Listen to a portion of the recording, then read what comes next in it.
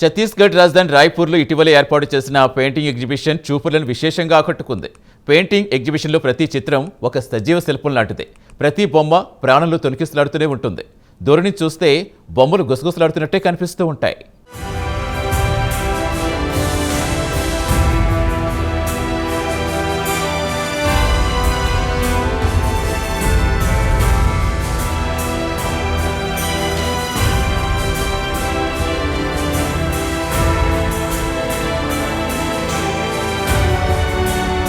ఛత్తీస్గఢ్ రాజధాని రాయ్పూర్లో ఇటీవల సాహిత్య ఉత్సవ్ జరిగింది. ఈ సాహిత్య ఉత్సవ్లో భాగంగా ఒక పెద్ద పెయింటింగ్ ఎగ్జిబిషన్ను ఏర్పాటు చేశారు.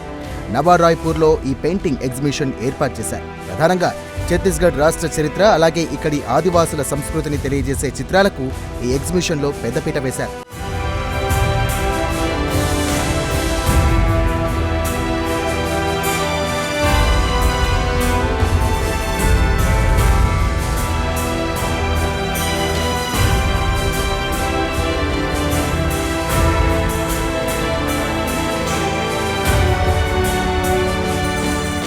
పెయింటింగ్ అంటే మాటలు కాదు, చేతిలో కుంచే పట్టుకొని ఒక బొమ్మను గీయాలి. అలా ఇలా కాదు, సదరు బొమ్మకు ప్రాణం పోయగలిగారు.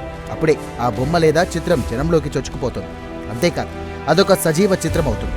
చూసిన వారు కన్నార్పకుండా అలాగే సదరు బొమ్మ వైపు చూస్తూనే ఉంటారు.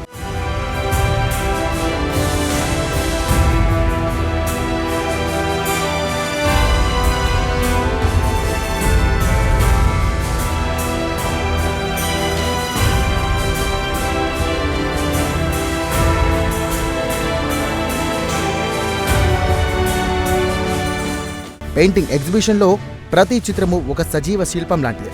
ప్రతి బొమ్మ ప్రాణంలో తొణికిసలాడుతూనే ఉంటుంది. దూరం నుండి చూస్తే బొమ్మలు గుసగుసలాడుతున్నట్లే కనిపిస్తూ ఉంటాయి.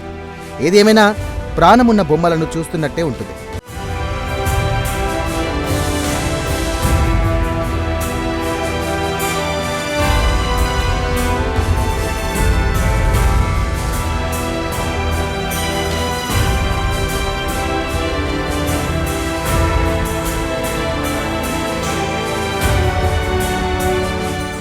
ఛత్తీస్గఢ్లో గిరిజన సంస్కృతి వెల్లివిరుస్తూ ఉంటుంది.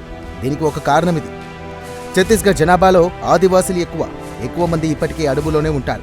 కాగా గిరిజన సంస్కృతి మైదాన ప్రాంత సంస్కృతితో పోలిస్తే భిన్నంగా ఉంటుంది. ఈ నేపథ్యంలో నయా రాయ్పూర్ పెయింటింగ్ ఎగ్జిబిషన్ గిరిజన సంస్కృతికి అలాగే ఆదివాసుల ఆచార వ్యవహారాలకు పెద్దపీట వేసింది.